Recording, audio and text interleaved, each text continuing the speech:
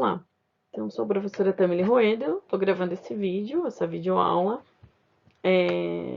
para o 8º ano da Escola de Educação Básica Ferrandino Dagnoni de Gaspar, durante a quarentena da Covid-19.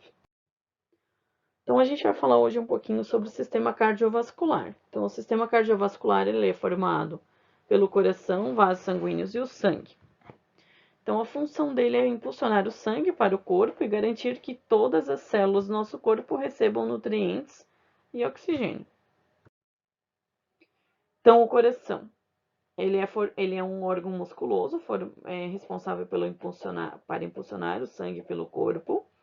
Ele é encontrado entre os dois pulmões, nossos dois pulmões, e sobre o diafragma, com aproximadamente 2/3 de sua massa mais alinhados à esquerda.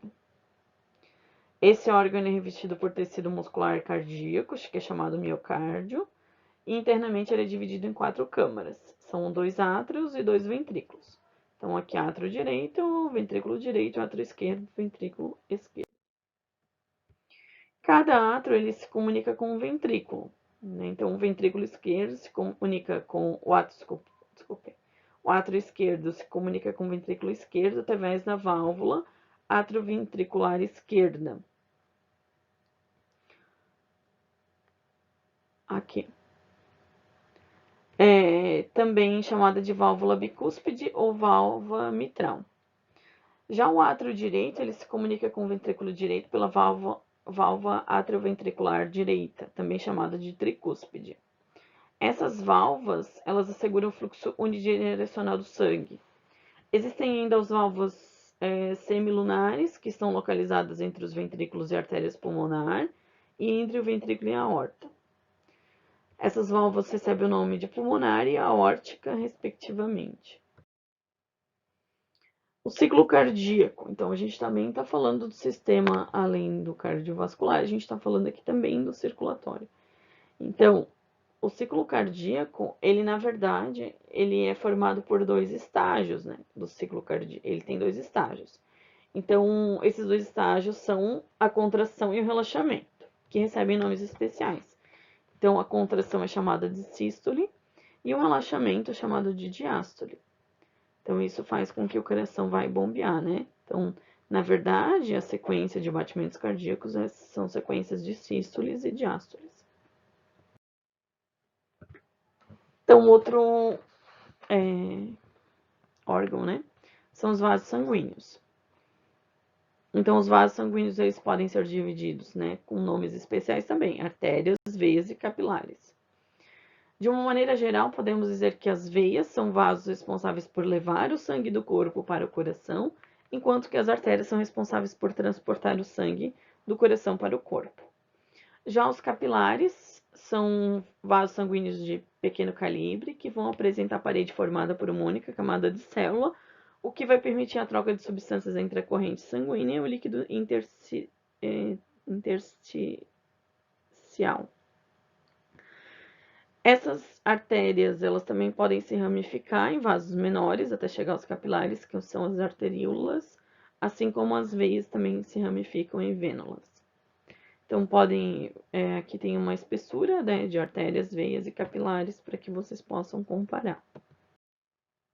Então, aqui nomes de todas as artérias e veias do nosso corpo, com alguns detalhes aqui para as da perna, né, veia femoral, veia safena, magna e parva. E agora a gente vai falar um pouquinho do sangue. Então, o sangue é um tecido líquido formado por diferentes tipos de células suspensas no plasma. Ele circula por todo o nosso corpo através das veias e artérias e capilares, arteríolas e vênulas. Já as células recebem sangue através de vasos sanguíneos de menor calibre, que a gente já tinha falado, né? Que são as arteríolas, vênulas e capilares. E um adulto circula em média, né, de 5 a 6 litros, dependendo da fonte de coleta dos dados. Uma das funções básicas do sangue é transportar as substâncias, né? Então, levar oxigênio, nutrientes para as células, retirar dos tecidos as sobras das atividades celulares, como o gás carbônico, que é o CO2, conduzir hormônios pelo organismo, né? O sangue também desempenha um papel importante de defesa do nosso corpo e contra agentes nocivos. Basicamente, né, esse sangue ele é formado por uma parte líquida e uma parte sólida, né? Então, a parte líquida é o plasma e a sólida são as células mesmo. Então, o que tem nesse plasma? Tem água, proteínas, tem alguns íons, lipídios, aminoácidos. E o que tem nessa parte sólida, né? Então, são as hemácias, os leucócitos, e aqui subdivisões dos leucócitos, né? E as plaquetas. Então, aqui estou mostrando o formato dessas células sanguíneas, para vocês verem. Aqui também mostrando, né? Então, as plaquetas, células de defesa, né? Então, plasma, onde é que são os glóbulos brancos e os vermelhos ali. Então, o plasma, ele corresponde até 70% do volume do sangue, é a parte líquida onde ficam suspensos os glóbulos vermelhos, brancos e plaquetas. O plasma é um líquido de cor amarelada e corresponde a mais da metade do volume de sangue. Os glóbulos vermelhos também são chamados de hemácias, assim como os brancos de leucócitos.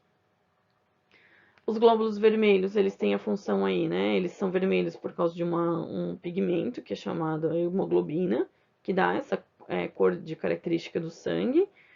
E ela tem a propriedade de transportar oxigênio, desempenhando papel fundamental na respiração. E os glóbulos brancos, que são os leucócitos, eles são produzidos na medula óssea. Então, assim como os leucócitos, né? E elas são células de defesa do organismo e pertencem ao sistema imunológico.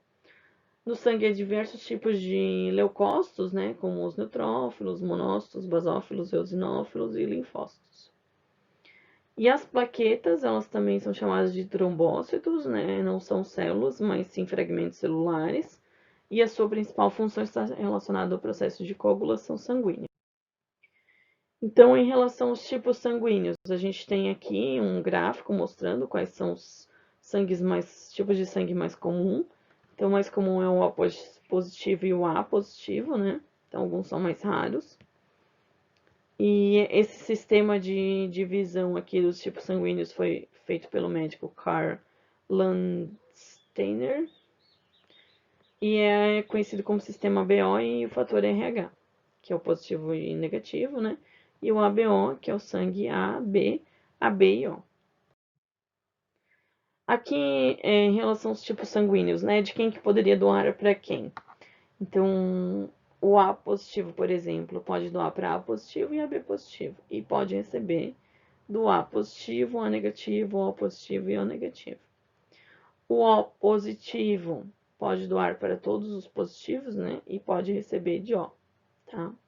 Então, aqui vocês podem estar conferindo qual é o tipo sanguíneo de vocês e para quem que vocês podem doar e receber de, né?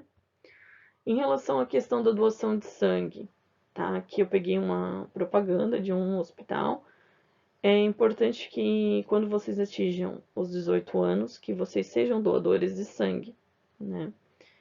E tem que pesar mais de 50 quilos, não pode ter tido resfriado, gripe, né?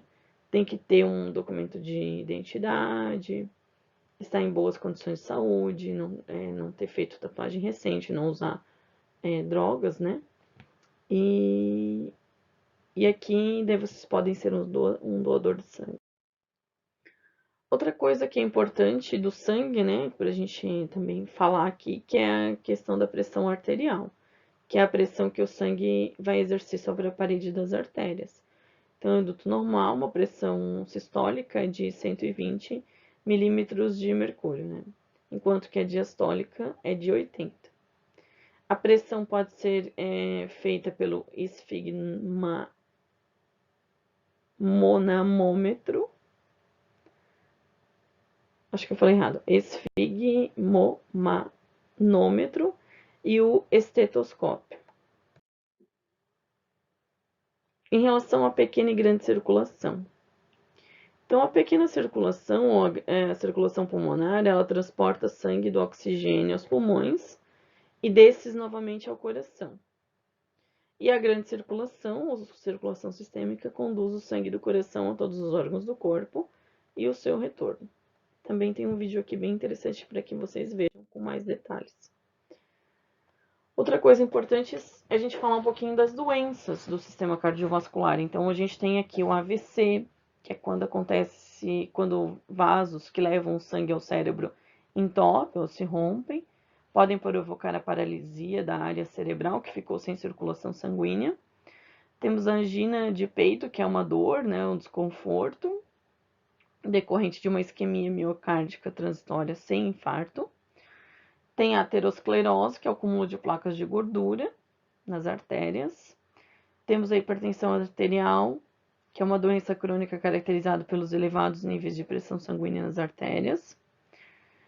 Ataque cardíaco, infarto agudo do miocárdio, né? Uma necrose, ou seja, a morte de uma pequena parte do músculo cardíaco provocada pela ausência de irrigação sanguínea, que levaria os nutrientes e oxigênios ao coração. A gente tem a arritmia, que são as sequências de batimentos cardíacos irregulares, ou muito rápidos ou muito lentos. A leucemia, que é um tipo de câncer no sangue. E a anemia, que é uma redução da quantidade de hemoglobina, né? Que é do pigmento ali presente nas células, nos leucócitos, né? E aqui tem uma outra doença que eu vou explicar com mais detalhes, que é a eritroblastose fetal, que vai ocorrer quando a mãe ela é RH negativa e o pai RH positivo, né? Então, apenas filhos apenas na segunda gestação que forem positivos poderão ter essa eritroblastose fetal. É uma doença grave, né? Ela é causada pela incompatibilidade do fator RH entre mãe e filho. E quando acontece, os recém-nascidos ou fetos, eles podem ter anemia grave, icterícia e até lesões neurológicas.